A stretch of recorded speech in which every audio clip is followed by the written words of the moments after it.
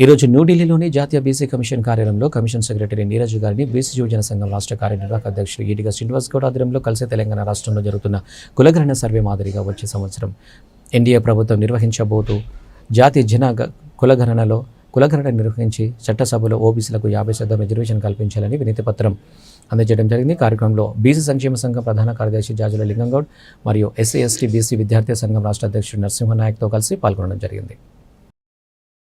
ఈరోజు న్యూఢిల్లీలోని national BC కమిషన్ని జాతీయ కులగణన నిర్వహించాలని బీసీ సంఘం ఆధ్వర్యంలో పిలవడం జరిగింది.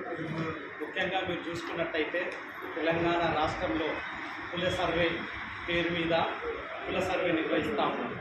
దానిలో భాగంగానే జాతీయ బీసీ కమిషన్ కూడా జాతీయ కులగణన నిర్వహించాలి. రానున్న సంవత్సరంలో జాతీయ జనగణన ఎన్డీఏ గవర్నమెంట్ నిర్వహిస్తూ ఉంది. దానిలో భాగంగానే కూడా జాతీయ కులగణన నిర్వహించాలి.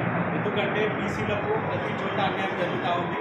బీసీలకు మేమెంతో మాకంతా వాటా దక్కాలంటే, బీసీ రిజర్వేషన్లు పెరగాలంటే ప్రతి దానికి మూలం కులగణనే. కాబట్టి కోట్లలో కూడా మీ లెక్కెంత ఉంది అని అడుగుతూ ఉంది. కాబట్టి జాతీయ బీసీ కమిషన్కి ఒక్కటే విన్నవించడం జరిగింది.